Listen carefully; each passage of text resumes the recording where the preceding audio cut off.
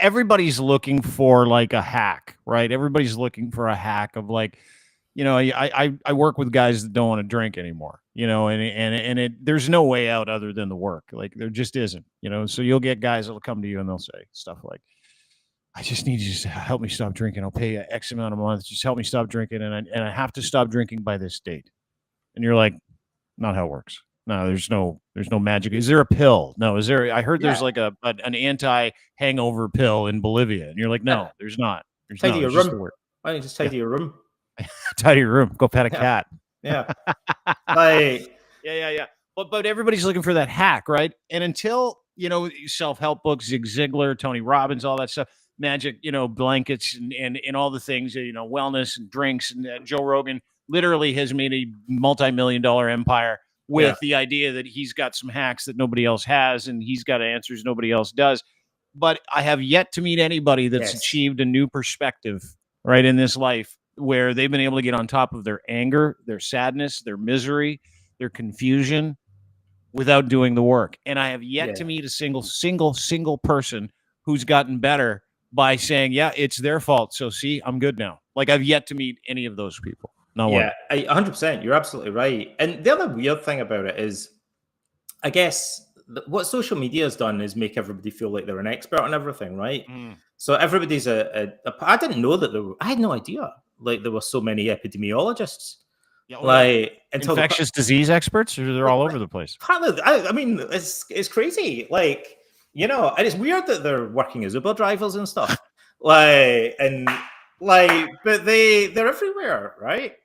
And Jordan Peterson's an epidemiologist. I thought he was a clinical psychologist. He's a climatologist as well. Like, I didn't know that. Like, oh, dude, he's a gender expert too. I don't know. He's an expert. He's read. He must have read every book that's going, right? But the only weird thing is, so sometimes people say, "Well, it's tough." Yeah. Because how do you sort out the genuine experts from the charlatans or the bogus experts, the pseudo experts, right? And I hear that all the time. People say, I don't know how to believe. And there's not a golden answer to that, right? But if you look at how people normally do it, I mean, where you should start with is, look, there are some people that are really confused about which experts to believe. And then there's other people that don't seem as confused about it. So what are they doing? Like, well, look, one clue, and it's not rock solid, but it's a starting point that people normally use, is this guy considered an expert in this field by other experts in the field, right? And, like, I don't think... So can I ask you the question, do you look at, like, because you're a psychologist, you're a cognitive behavioral therapist. You are an author, you are a historian, you are accountable, you know the same thing I do, and you know way more about it than me, that you're not exempt from the work of psychologically making yourself a better person, a happier person, and that comes through deeds and repeatable actions. Is anybody in your field, as a cognitive behavioral therapist, is anybody in your field, do they look at Jordan Peterson, just Jordan Peterson? Let's leave Andrew Tate out of it because he's just insane. That's obvious. Yeah. Like, no, he's obviously Andrew Tate's not. No, he's just an idiot. But Jordan Peterson parades around like he's a self-help guy. The weird thing is that we would even get asked about that, because the answer is, I mean, maybe out there somewhere, maybe if we put this out, there'll be like loads of people commenting and go, I'm a clinical psychologist, nothing, Jordan. Like, but I have never met a single person that worked in mental health or clinical psychology that regarded Jordan Peterson as an expert in that field. Now, he's a highly published author. He's a professor. He was a professor of clinical psychology. But on the other hand, he often says things that seem completely at odds with clinical best practice or the research evidence. At least in 12 Rules, which I've read cover to cover twice, he never mentions... Sorry. So I had to, but he never mentions cognitive behavioral therapy once. He never mentions, but he also never mentions any of the research on mental health that he mentions some study about lobsters, I think, and a couple of things like that, but he doesn't, it's very odd. Like, I would never have guessed that book was even written by a clinical psychologist, let alone a professor of clinical psychology because he doesn't talk about the research evidence in his own field. Yeah. Right. At any point in the book. But you'd think a researcher, like an expert, a guy like claims himself to be a self-proclaimed expert or something, would talk about what he is an expert in some of his writings. It's just very odd, right? Yeah. And so instead, what he does is say a bunch of unusual things. That's a nice way to say it. Yeah. Some of which are kind of make sense, and some seem like really blown out of proportion. And he leaves out a lot of, like, if you're going to talk to people about anxiety, maybe it's like this problem of the great statesman that we mentioned earlier. We have to remind people there are thousands and thousands of research studies on mental health, right? So we know there's a lot of things that psychotherapists don't know, but there are things that we know loads about. And there are even problems that we have a 90% success rate in treating. Like, clinicians have a huge success rate in treating animal phobias, like what we call specific phobias, panic disorder, insomnia. We have a pretty high success rate in treating social anxiety and PTSD. And actually a pretty rubbish, a very moderate success rate, not very good success rate in treating personality disorders and clinical depression, for example, although that's kind of getting better. But anxiety disorders, we've got really good success rate for the majority of them. And so there's loads if you're a clinical, any type of clinician, a cognitive behavioural therapist, clinical psychologist, and you write a book, you're probably going to say, this is what all the research tells us, right? But maybe it seems like a little bit boring because every professional writing about that is going to end up saying broadly similar things because it's the truth, about what we know.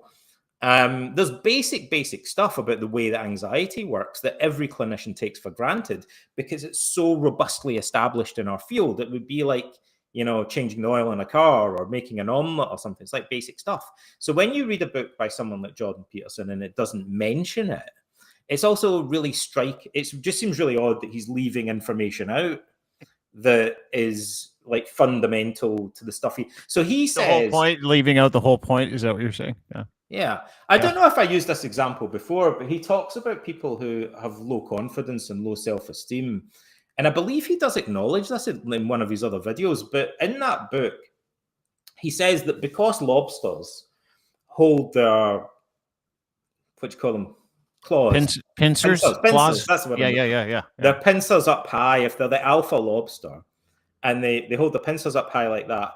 Yeah. Therefore, young men should stand up straight and look people in the eye in order to overcome inhibition and social anxiety and low self-esteem and stuff, right? And when I read that, I did laugh, right? Because I used to work with a lot of tough guys. I used to work with kids. They walk around like this? Nah, I didn't even notice that. I worked with young guys in South London that had been in probation, that had been in Borstal, what do you call it, juvenile detention, right? And I worked with the probation service. I worked with drugs projects. I worked with social exclusion units in schools, 3-4 different schools in South London a long time ago, right? And it made me kind of hark back to that. And I think, the problem with one of these rules is they kind of work in some situations. So you'll always find some advocate that says, I stood up like a lobster and looked people dead in the eyes. Now everybody respects me. It's great. And then you think, well, good for you, buddy. That's like, you're an advocate of it. These are the testimonials you'll see. But what you don't see is some guy that does it and then, got the bejesus kicked out of him in the playground or whatever. So it made me laugh because I thought, I can't imagine giving that advice, Like an expert. You can't imagine as an expert, as a cognitive behavioral therapist in that field that has read, written, peer-reviewed studies, that you would give advice to somebody in terms of confidence to, get past social anxiety, to stand up like a lobster and look at people in the eye. In the streets of South London, if you're 15 and you're living a rough estate with a lot of drug users and your dad's in prison, I can imagine maybe that in some situations you're just going to get your head kicked in, for doing that. Obvious, that would be common sense. I would think so. It seemed like weird advice to me. But anyway, from a psychological point of view, I'll give you an explanation that I know people find interesting, right? This is what research actually tells us about social anxiety that Jordan Peterson doesn't mention in that book, right? For some reason. So if you asked any cognitive behavioral therapist, they will tell you the following, right? What research shows is that there's a very, very high statistical correlation between severe social anxiety and self-focused attention. So high, it's like gold dust in psychological research. And so that's intuitive. Self-attention. Can I just translate that for a little bit? Because this is something that we work on with my kids, just to popularize it a little bit for, people like me that aren't as smart as you. It's when you're in a moment, right? And you're focused on what you're saying and how people look at you, as opposed to what you're saying and truly being mindful in that moment, right? That's where that social anxiety comes from, is it's a lack of confidence, questioning yourself all the time. You hear it. We all know this because people that are socially anxious say, I felt like everyone was looking at me. I felt like it was the center of the attention when I walked in the room and stuff. And that makes them cringe, right?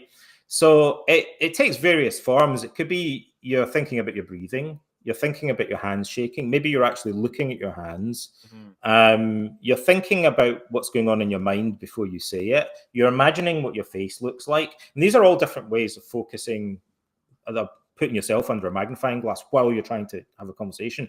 Now, normally when you talk to people, this is easy. We know from research on human interaction, like people normally look at the other person's face, but their eyes go around in a kind of triangular motion. So you look from one eye to the other. The problem with looking in people's eyes is that they have too many of them, right?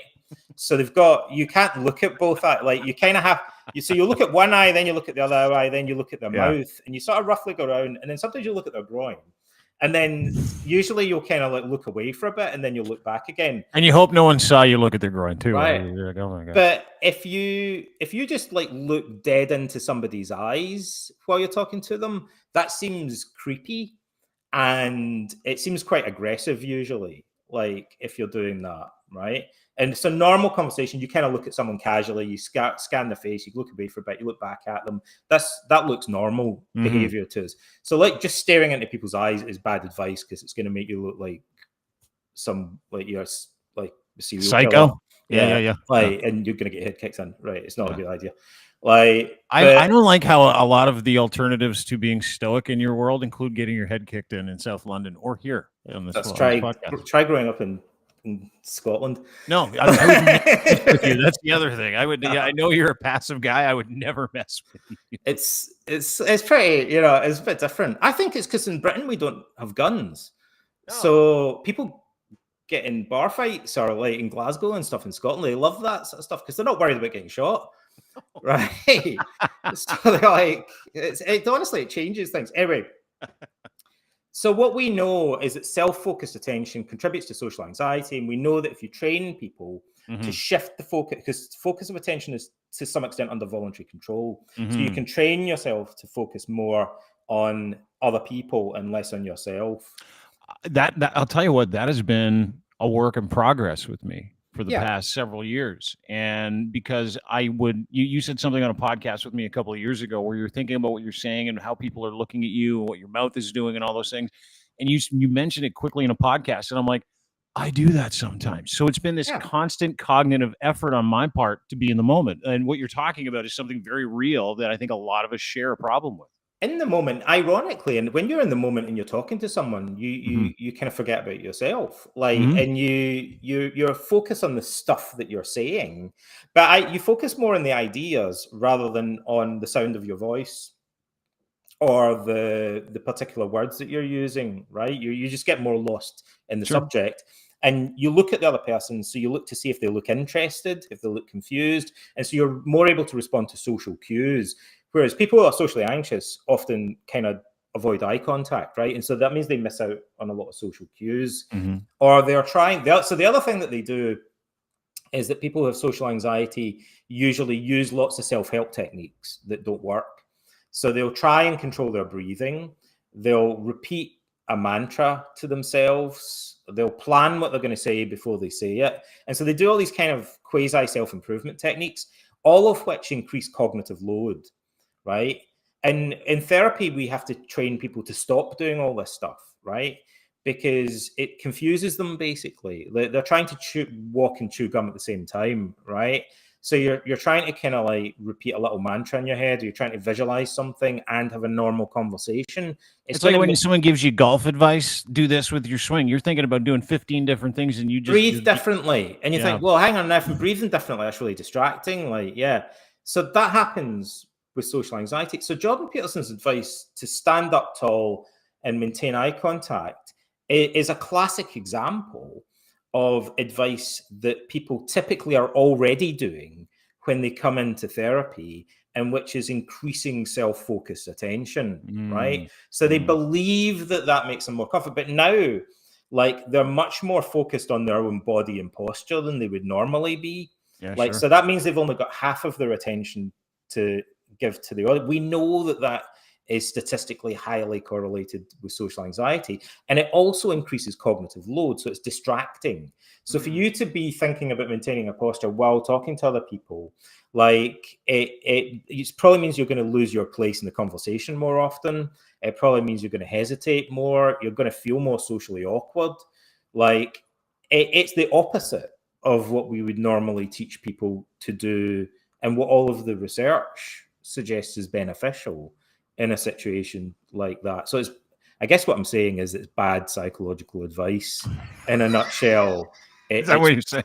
It's what's interesting about it is there are coping we know in cognitive therapy there are coping techniques that are like self-help techniques that people do that very often make the problem worse, right? And many of them people will just come up with themselves. And a lot of self-help, unfortunately, consists in just teaching these kind of common coping techniques that seem to work short term but make the problem worse in the longer term. And the whole point of studying research and clinical trials and stuff like that is that so you learn to differentiate between things that look like they work and things that actually work. Right. So breathing differently, trying to relax all your muscles, repeating a mantra, might seem like it works a bit, but we know that if you get people to do that over the long term, it usually just makes them feel more socially awkward and more self-conscious. Yeah, right? Because they're in the corner chanting at a party trying to get over their social anxiety, and you're like, it's okay, extremely now I'm unnatural, weird. right? And what you need to do is train people to be more natural in a situation, and that requires abandoning all those bad habits and just focusing your attention more fluidly on the audience. And so it's weird to me that a self-help, I mean, a book would contain advice that's so obviously at odds with that. So that comes back to your original question of, do I know any cognitive behavioral therapists that recommend that book to their clients? The answer is no. And the answer would be no. And the reason would be that a lot of the advice in it just is inconsistent with. There's no cognitive behavioral advice in any of his books. It's just there's other, but I'll tell you, but just to introduce a bit of weird balance in this, right? And it kind of seems like I've read many self-help books over the years, because whenever a client came to me and said they'd been reading some self-help book, it's hard now because there's so many of them, but I would go out and read it because I think I want to know what my clients have learned from this and what they're. It gives you a roadmap of what you have to undo as well, right? In some cases. And very often, like, ask any cognitive, like often at the beginning of therapy, the first thing you do is undo learnings that people have got from bad self-help advice. But I'll give you an example of a book that I actually like that's a self-help book, right? And it's not perfect, but it doesn't come from a clinician. And I think it's got pretty good advice in it. And it's Stephen Covey's 7 Habits of Highly Effective or Successful? Highly effective people. Yeah. It's an old book, right? I read that and I thought, kind of agree with most of the stuff it's kind of a lot of it's sort of common sense. I thought it was surprisingly well thought through, right? I think you can tell there's 2 types of book. There's books where you think, this author says something on page 50 that contradicts what he says on page 5. Or he hasn't really thought through the consequences of something he suggested. So it seems the books that seem superficial especially if you're familiar with the subject, you think, why doesn't this guy anticipate the obvious objections to the thing he just said? So you can tell if somebody's saying stuff that they haven't really thought through that much. Stephen Covey, when I read his book, I thought, I get the impression that he spent years thinking about this stuff and talking to people about it. It seems like it's very polished, like it's all very consistent. And there's a depth below the surface of it's not the greatest book I've ever read, but I thought this is head and shoulders above 90% of the self-help books that I read. The advice, do you feel the same way about Stephen Covey? Do you feel the same way about James Clear's Atomic Habits? I haven't read his book, actually. It's great. on my list of books to read because I'm quite interested in habit change and what, also, what research tells us about how to change habits. It's actually, cognitive therapy doesn't really usually go into it. And we have a protocol for changing habits that's been around since the 1970s that has a really high, that in clinical trials has a 90% success rate, right? I'll tell you, this is a weird thing about therapy. I'm going to say something that's going to shock people, right? Yeah. A lot of researchers will say that most of the progress in clinical practice was made by the 1970s, like 1960s, 1970s. And then we've made much slower progress generally since then, with one exception, which is that in the mid-1980s, we figured out how to treat panic attacks. So there was a researcher at Oxford University in the UK that figured out the protocol for treating panic attacks, and now we have like about a 90% success rate in treating that. But in the 60s and 70s, we figured out the basic protocols for a whole bunch of anxiety disorders and insomnia, and also basic habit disorders. And the key in that particular approach is to closely monitor what the signs are or triggers, so to anticipate that a bad habit is going to happen in advance. So to notice what the situations are where you typically have the bad habit. This is more about breaking bad habits. And to notice the early warning signs. So at an earlier stage than you normally would, which requires a bit of sort of self-awareness training. And then to do something that's physically incompatible. So the classic example is fingernail biting. We have that in 90% success rate in treating that. So what we do is get people to notice before they've even raised their hand to their mouth, what the feelings are, the emotions, the situations that indicate that they're about to engage in the habit. They often, with people who bite their fingernails, they fidget with their hands first, right? They kind of they start moving the fingers and fidgeting with the hands, and then gradually put the hands to the mouth. And it might be in certain times of day or situations they're more likely to do it. So they notice that first and catch it as early as they possibly can, and then they clench their fist for between 1 to 3 minutes, which is an eternity to clench your fist. It's really boring. Yeah. Right. It doesn't sound like much, but and in practice, it's like 1 minute out of your day, right? Yeah. But it's really boring to do that. So you clench your fist and then you do some other stuff. But what that does is create it's called counter conditioning. So it creates a habit that's physically incompatible with, you can't bite your fingernails and clench your fist at the same time. You'd knock yourself out. I might be able to give it the old college try. Try it. So what you want is to get to the point where you habitually clench your fist when you begin to notice the fidgeting and the initial sign. And it only takes like a week or two for that to break the bad habit pretty reliably. But that's kind of why I'm shocked you haven't read James Clear, because of how habitual the decision-making process needs to be in a Stoic life, right? It's the idea that you've got to change your thinking, which means you need to change your behaviors, which will change your thinking as you go. But there's a commitment to that, right? Yeah. And so, habits and habit forming things thoughts, right, that we have that are compatible with the familial cast that we grew up with, that we kind of take with us through our life. They create those habits. They create the habits that we, use to cope with bad things, when maybe we get fired, when maybe, we have a death in the family, where we'll turn to coping mechanisms to deal with them, like I used to do with alcohol, before you would turn to getting into why you feel this way. Why are you having this emotional reaction? And that's the challenging of your perception, the challenging of your thoughts. You're not looking for any silver linings. You're not grateful for the time you've spent with that person in the case of maybe someone dying and you being filled with grief, right?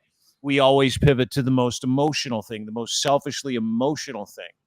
And that's what I love about Stoicism, is that in a time when, we needed it, at a time when I needed it, specifically history repeating itself over the past 3-4 years, I was a mob guy, right? I'm a guy that was easily influenced by the people around me, that didn't really apply critical thought to situations, that would have these emotional reactions and then manage the fallout from those emotional reactions after I would have them, as opposed to being able to, as you point out, being able to see those habits ahead of time, know what those habits do to you, the shame that comes with them, but you have to have the self-awareness or the intellectual ability to be able to apply those habits on a daily basis for a while until you see the fruit of what your habits and your new thinking have created for you and how you respond for that. And I think that that's the work a lot of people don't want to do, Donald. Like when I talk to people Yeah. and you say, hey, listen, the way you look at life is poisonous. You need to look at it from this perspective. Let's talk about these things. They all have the same reaction, which is why guys that do the self-help hack books like Jordan Peterson are so successful. They're like, ooh, that's going to require a lot of self-reflection and challenging my core belief system. I don't think I'm ready to do that. No, what you want is more of the same. Like, so I want to carry on blaming everybody, but get rid of my anger. Well, how? Like, you're blaming everybody that causes. My background, I can explain very briefly. Like, this is the truth. When I was a kid growing up in Scotland, we still had corporal punishment in schools until I was like, I think about 8 or 10 years old or something like that. Did you get the strap? I got the strap. We had that. Strapped on a regular basis. Yeah. Like, and then at home, like, one of the biggest changes I saw in my lifetime was banning corporal punishment. Because everybody, like, not all of my friends, but like, I don't know, like half my friends, their parents would whip them, like with a dog's leash or something like that, right? Like, or they just spank kids or whatever. Branch. I got the branch wooden spoon. Did you get the wooden spoon? I didn't get a wooden spoon. I got the dog's leash. Oh, did you? Yeah, I got the leash. My mother had a drawer full of leather straps. Items? And she'd just go over and she'd put her hand on the handle of the drawer as a kind of threat, a warning. Like, I'd be like, okay. Like, but what it did to me was I grew up, it just made me really angry. Like, and I remember when I was a young guy, absolutely kind of like boiling over with rage. And in some ways, like, what happened was it kind of went on so long and it burned so deep inside me. I just reached a point where I thought, I can't go on like this. And I just started to become more, I guess, reflective about my anger. And I was conscious that I was mainly angry about stuff that had happened to me in the past. So just by reflecting on it and questioning it, and then through subsequently discovering Stoicism, it really made me feel, more than anything else, if I was to sum it up in a word, I just really, viscerally, in my guts, started to feel it wasn't worth it. I thought, I just started to notice the anger and think, it's pointless. It's like I'm banging my head against a wall. Like, I might as well be punching myself in the face. Like, it's, why am I doing this to myself? It felt pointless. And so all the kind of energy just evaporated out of it over time, and I still get irritated with things occasionally, but nothing like, what I used to when I was a kid, because I came to see it as a waste of energy. Basically, and harmful in many ways. It just got me into trouble, and it clouded my judgment. So it made me, I could see that it made me kind of paranoid and unreasonable about it. Affected your quality of life, right? Like when you're that angry, and I love the fact that you shared that, because like we're all triggered by familial upbringings, and our perception is shaped by those things and those events. I grew up with a dad who drank too much, super physical, and that it is impossible to go through life that angry, to your point, right? And so identify with what you're saying, to the point where it affects every area of your life, and you're like, man, I don't want to live like this. I don't want to live triggered, angry, unhappy, pissed off at the world, like not available to have conversations because I'm thinking about something that happened to me that I didn't do. Right? It had nothing to do with me. That was the actions of another person that make me feel this way. But I have an opportunity to understand it. And like you, I mean, you say it kind of fell off, but did that not require years of work, years of leaning into it, understanding it? Yeah, like when I was, even from a pretty early age, I was lucky that I kind of got into Buddhism, and I started doing all sorts of self-help stuff. It took me 10 years or something before I really came across Stoicism. And then a light went on for me. I thought, well, this is like everything that I've been looking for all in one place, you know, and it really clicked with me. So I felt I've arrived home. This is my thing. But before that, I was into all sorts of different, like I got really into self-hypnosis and auto-suggestion and Buddhist meditation. I used to go on Buddhist retreats and stuff like that. Kind of like fishing around for something that would click. And I got some benefit from all of this sort of stuff. Like, but then when I got to Stoicism, I thought this just makes a lot more as a whole framework and a philosophy to me that I can permanently identify with. We said we were going to talk about tattoos as well. Yeah, just to let you know, and I've got a son who's sitting not far from me, but all of my sons now have amor fati, which is the love of fate, memento mori, remember you're mortal. These two sayings are the filter for my life and the decisions that I make, and the enjoyment and the decision that I make to put a smile on my face every day. Yeah. The decision that I make to respond to bad things and welcome them because it is fate. That is, we're here for the business of life. And that tattoo means the world to me. I know you're all tatted up too. And it's funny because when I got the tattoo, I'm like, what did the Stoics say about tattoos? Whatever. I'm going to get one anyway. They never had, like in the ancient world, the tattoos are unusual because it was mainly slaves who had tattoos. So they saw it as a kind of, in a negative light, as a sort of an indication for most of like antiquity and Greece and Rome as an indication that someone might be a slave. The Scythians were known for having lots of tattoos, for example. But those two things, like, so acceptance and also that what goes with that is gratitude, are integral, I think, to quality. Like, how can you be happy unless you find a way to feel grateful for being alive? Right? You have to. I figured that out. I've got to find a way. I've got to find a perspective from which I can experience gratitude for being alive in general. Otherwise, what's the point of it? You can't go through life bitter, right? You have to find something to be grateful for. And memento mori, to be aware, I think for many people, it's a brush with death, which is something that's more common, I think, than most people realize. Like, many people have, at some point in their life, thought maybe they were going to die. Maybe they were doing a dangerous sport, or maybe were in hospital, they were in a car crash or something like that. A lot of people, I think, have at least a moment where they think, maybe this is it, you know, and often, but not always, that can snap you out of your complacency. It wakes you out of the trance, as it were, and you think, maybe I'm wasting my time on social media, or, you know, like maybe I'm in the wrong job or something. Maybe I should be nicer to people today. Yeah, maybe I should be nicer to, like, it makes you think what is really important in life. And the other thing that can do that is bereavement.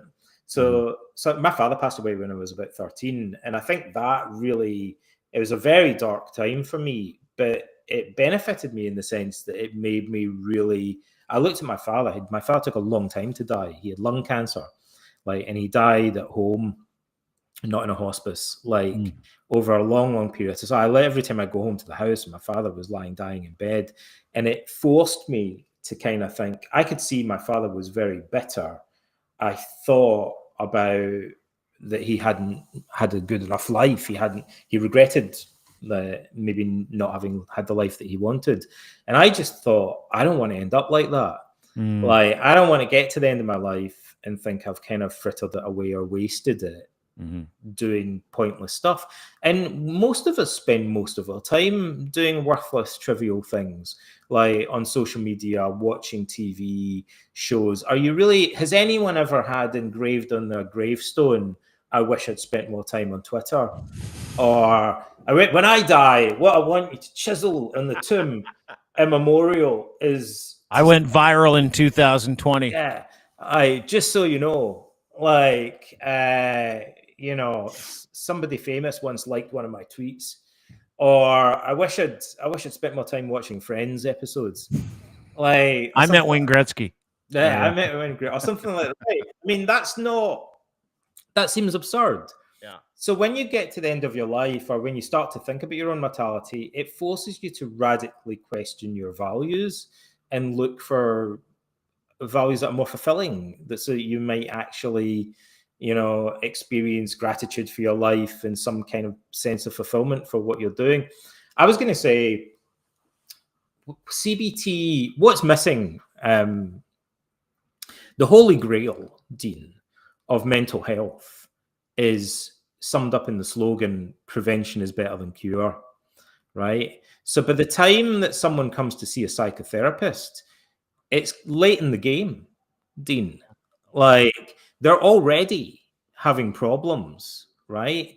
And so everybody that works in mental health knows, like, it's kind of late, right? We can do therapy, but ideally we wouldn't have to do therapy because we would have prevented them getting depressed or anxious in the first place. Prevention would be much better than waiting until people get depressed and then trying to help them get undepressed, right? That's not a logical way of managing mental health. And in psychology, we call mental health prevention, stress prevention, it's sometimes called. We usually call it emotional resilience building, right? So resilience is the trait that you would have if you were not vulnerable to depression and anxiety disorders, right? And so obviously the target groups for that have often been school children or people entering service in the military, or sometimes people undertaking stressful or dangerous jobs, like to prepare them so that they're going to be less vulnerable in high stress situations. But that research is still in its infancy compared to psychotherapy, right? And one of the things that we found is that we can train people to become more emotionally resilient using cognitive behavioral therapy techniques and problem solving skills and positive psychology and stuff like that. However, it seems to often only last a couple of years, and then you have to do booster courses, right? So the holy grail would be if you could train like once and done, would be like if you could train people, get them when they're young and make them permanently resilient. That would be a big deal, right? And it would seem like what we're doing is kind of trivial in therapy if you could on a large scale do long-term prevention rather than something that works for a few years and you have to keep boosting it, right? Now, the one of the reasons that Stoicism is interesting is that it inspired CBT. It's based on the same premise about the nature of emotion as CBT. It contains similar techniques and techniques that are in many ways compatible with CBT. But Stoicism is for life, not just for Christmas. Like when people get into it, they often stay into it, right?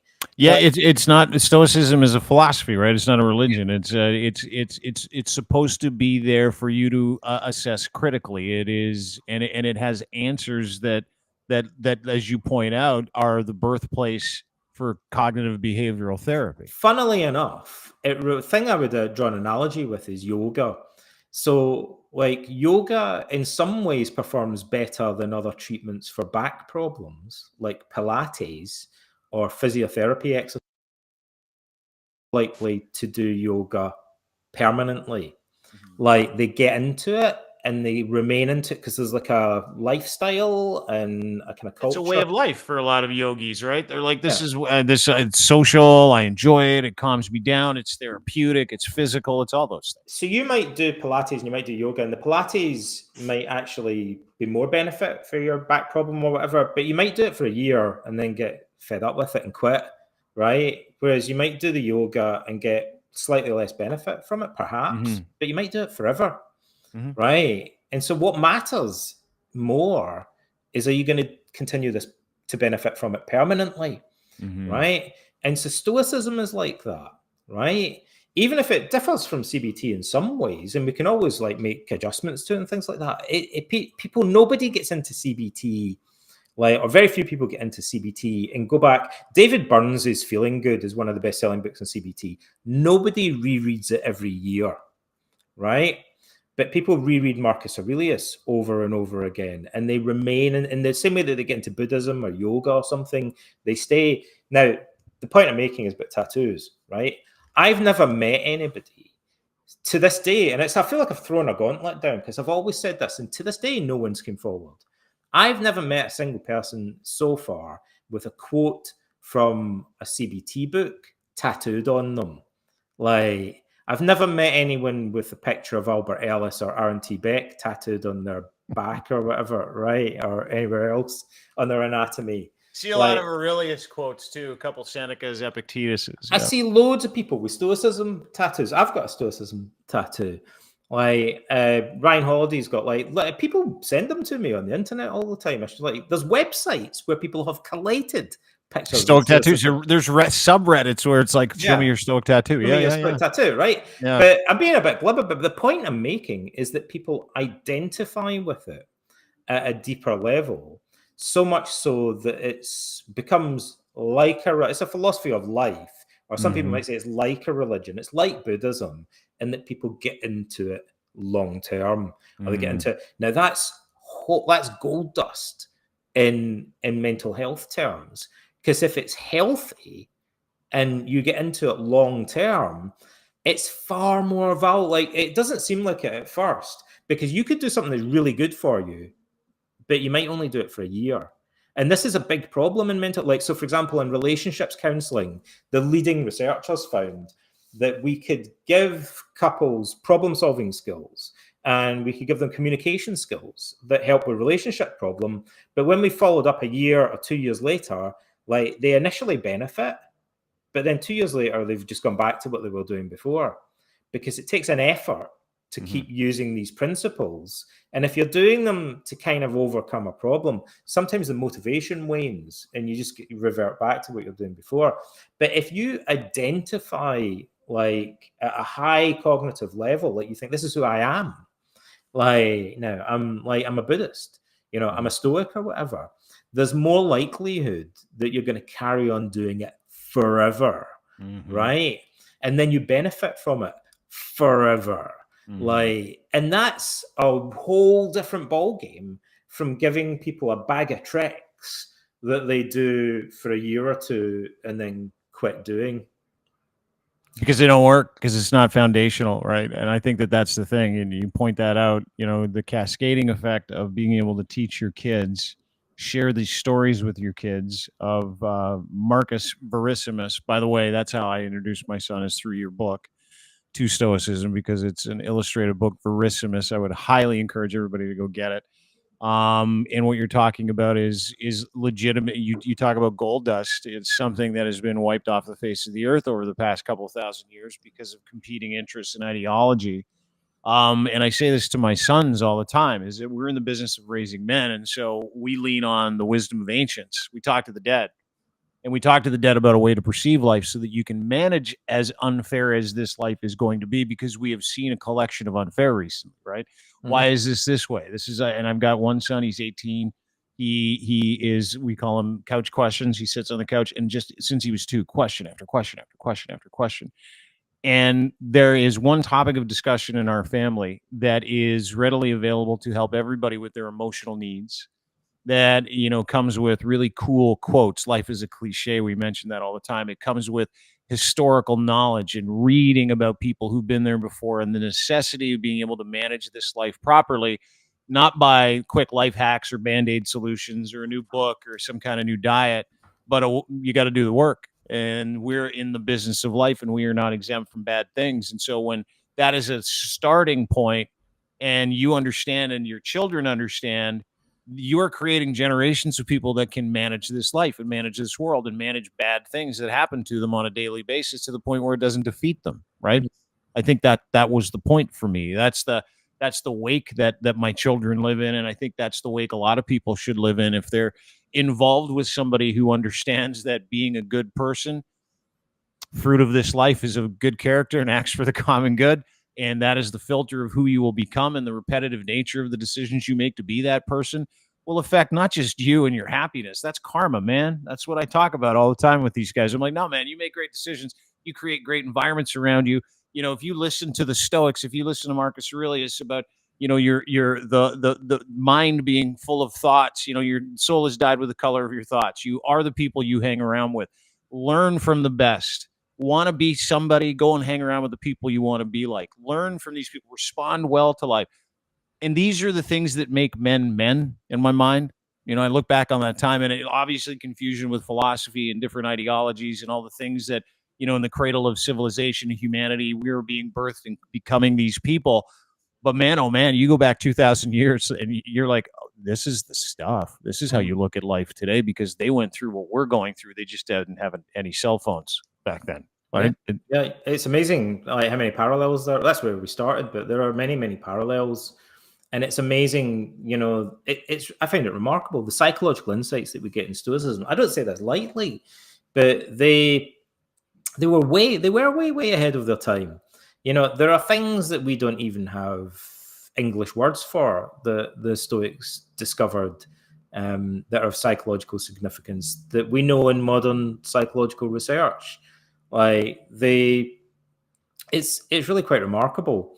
And some of it, in a sense, it's common sense. They didn't have the benefit of being able to conduct research studies. They were just kind of reflecting very deeply on their own experience, but at a far deeper level, than we normally would.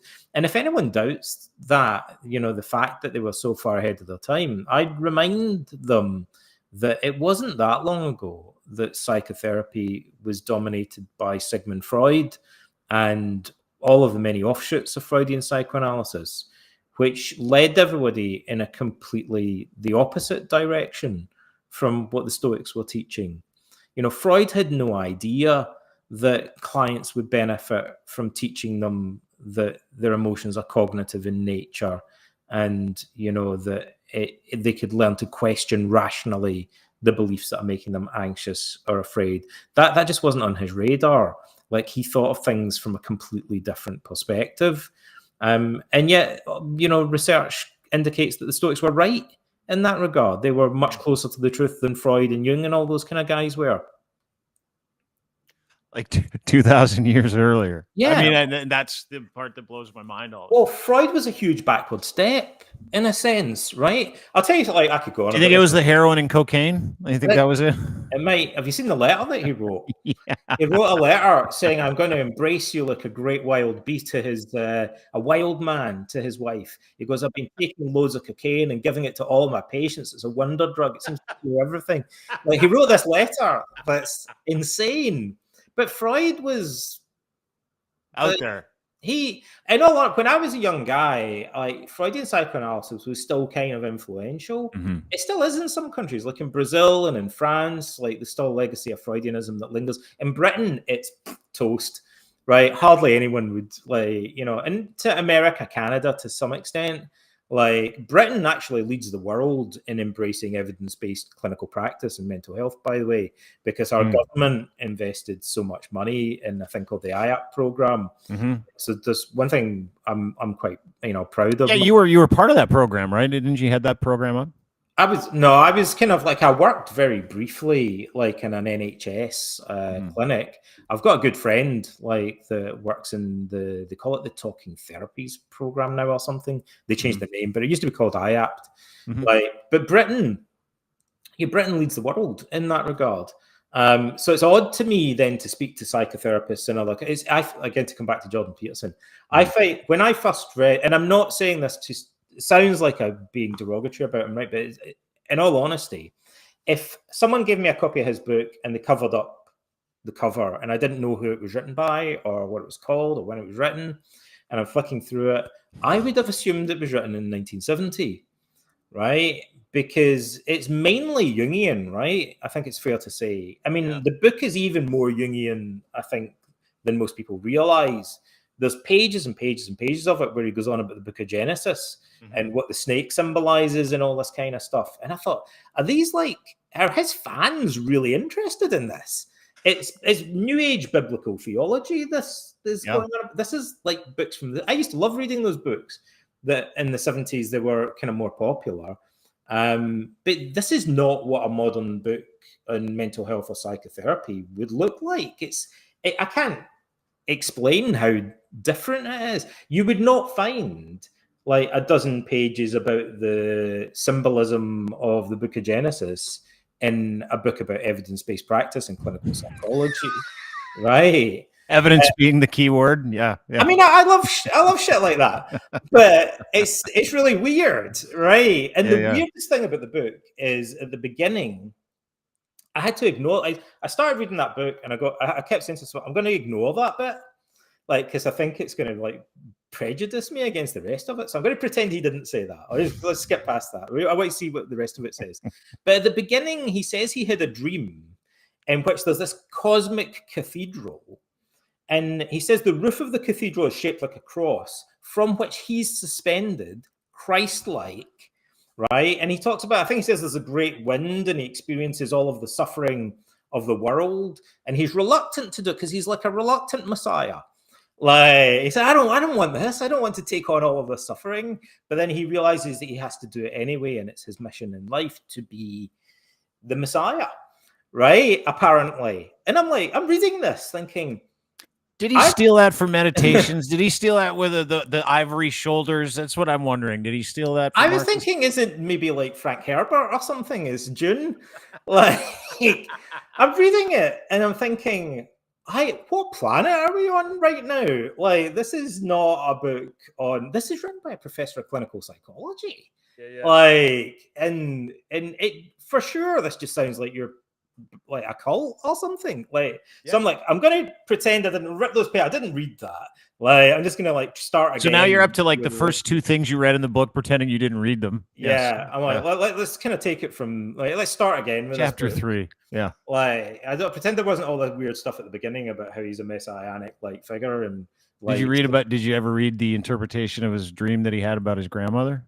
No, I haven't seen that. That's not in that book. Oh, no, it's not in that book, but it's like maybe one of his other books, but it's just this dissertation that he wrote about a dream he had about his grandmother who was also naked in the dream and some of the things that went on in the dream and how he interpreted the dream. And I'm like, I don't know if I'd even tell anybody about that dream because it's like, it's one of those dreams you have where you're like, I hope I can't tell anybody I had this dream. Like it's a terribly graphic, disgusting dream. Yes. There's a lot of weird stuff in it. Anyway, kids, don't. Like just read something else. Like go and ask at like a bunch of people who just ask people who work in the field. What does the research actually say about dealing with your anxiety and your anger and stuff like that? And don't start with. I mean, maybe you could go check that stuff out later. But what are you doing? No, don't check it out ever. But first of all, check out what psychological research actually says about the problems that you're experiencing. It would be like if you had a broken leg or something, or you had something that you went to go to the doctor for, right? So you go to the actual doctor for, like, go to mainstream medicine first, maybe at least give it a go. Check out what it says. Don't start with like a witch doctor or something. Like, don't begin by going full new age, like stuff, and then but begin with what doctors say might be good for the the illness that you've got, and then if they tell you to go and read this book, then fine, sure, but they won't. Like, I'm telling you right now, they won't. I'd be surprised. I'd be very surprised if they did. But I don't know how we got onto that. But we were just talking about. We were just shooting the shit. You know what? It's funny because anytime, like, again, you're a better human being than me. You've got more time at this. You're a smarter man than me. But like, I watch you struggle in these conversations about Jordan Peterson, and you and I have shared a few DMs in the past because some of the stuff's crazy.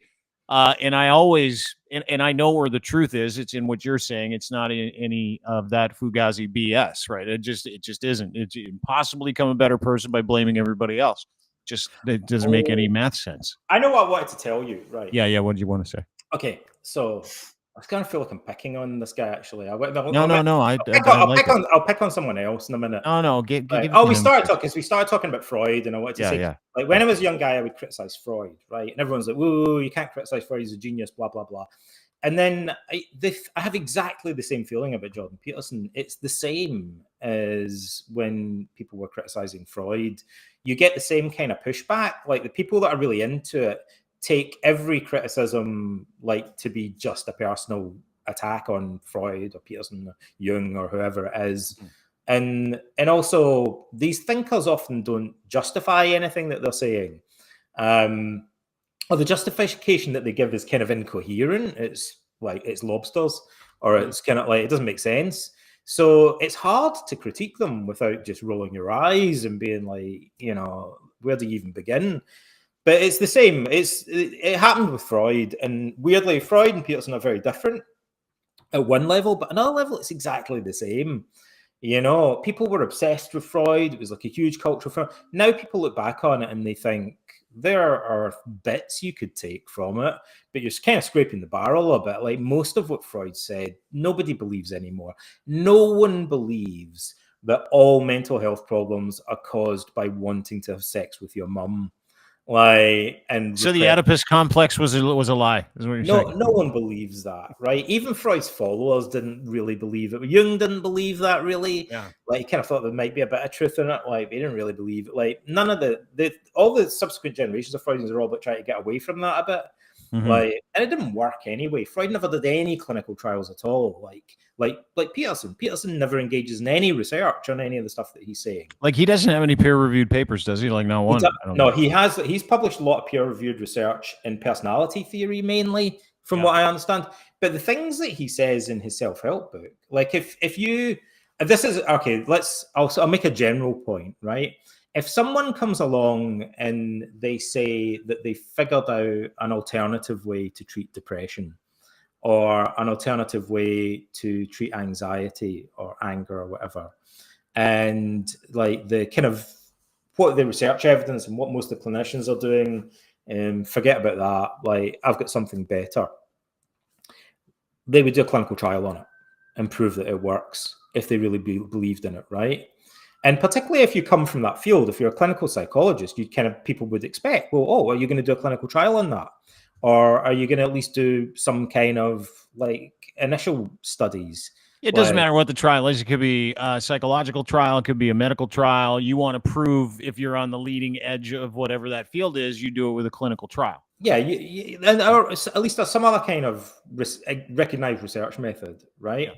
Yeah. Something, right? You don't just go, I reckon that this cures depression.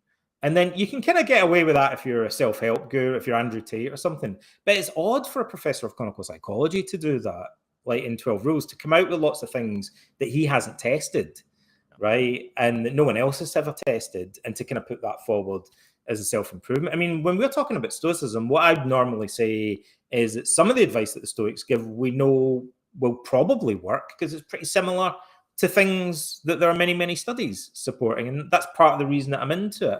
And then there might be other bits that I go, we don't know for sure whether this works or not, but it seems plausible.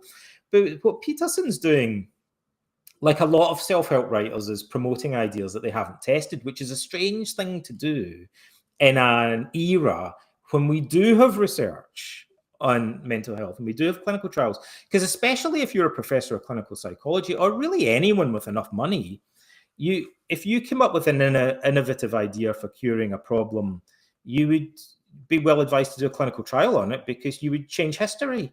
And it's not, people go, oh, it's really hard to organize. It's not that hard to organize a clinical trial. Or there are much smaller scale studies that you can do that cost like negligible amount of money. And if you have connections in the university, for sure you can organize to get that done. So there's no excuse, like, if you come up with a novel therapeutic idea, for not committing to it and doing some research to substantiate it. Freud never did that. There was a Stoic psychotherapy at the beginning of the 20th century that was developed by a guy called Paul Dubois, who is a very famous psychiatrist, Swiss psychiatrist. And he was Freud's rival. And he was really into Seneca. and developed a psychotherapy based on Stoicism, which was around really until the 1960s to some extent. But psychoanalysis completely eclipsed it, because psychoanalysis, I mean, Freud wrote entire books about sexual perversions. And I know people will go nuts about this, but I don't care. It's the truth, right? One of the reasons that Freud became so popular was because a lot of people were fascinated by the stuff that he said about sex. Right, the people at the beginning of the 20th century had never seen books by sexologists and people describing sexual perversions, and it gave them a kind of weird outlet, like studying. It's like dudes that go and look at pictures of naked women in anthropological exhibits in the Natural History Museum or something like that, right?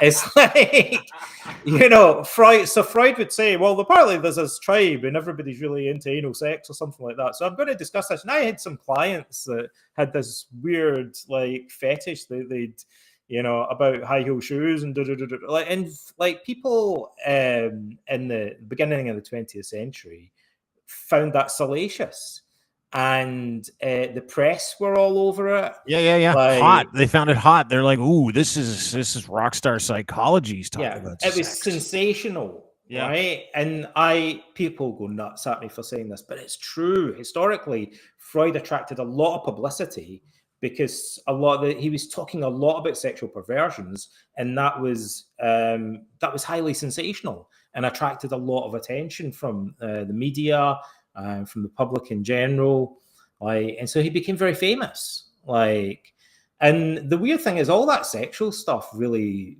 dropped out of psychoanalysis. Even over time, a lot of his followers kind of gradually let that slide, so it became less and less of a part of what they were doing, even though they claimed to be influenced by Freud.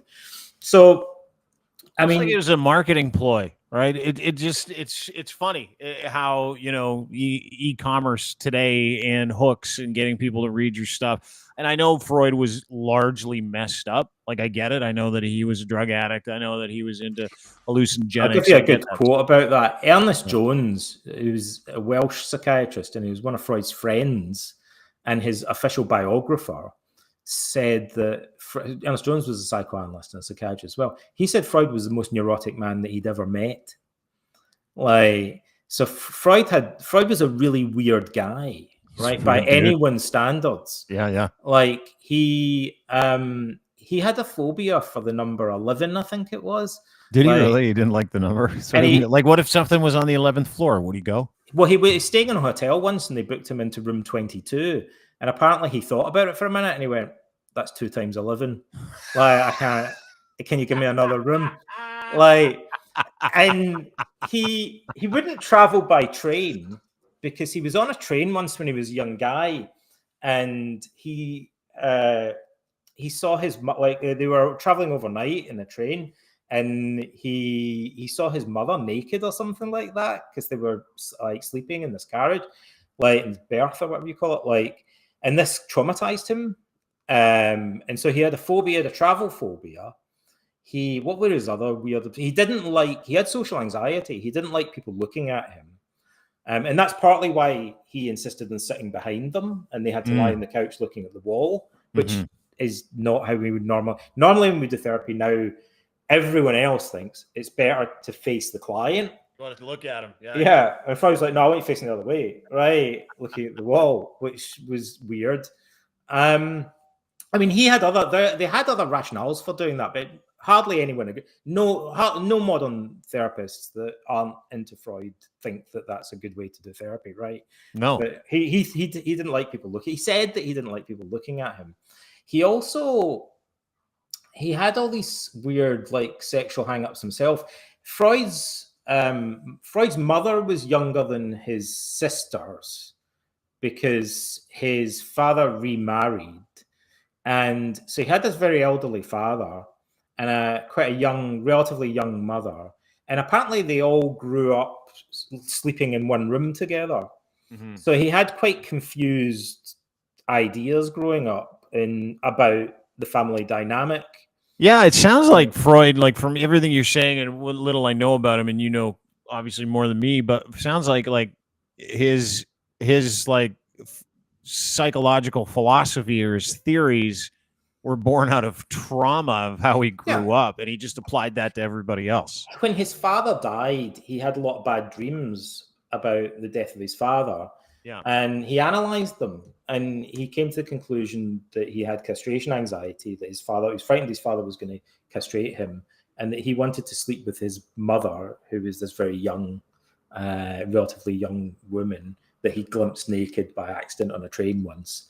And that then he just literally, he was sitting in an armchair smoking a cigar with slippers on, and he thought, I think I want to shag my mum, and I'm frightened that my dad's going to castrate me.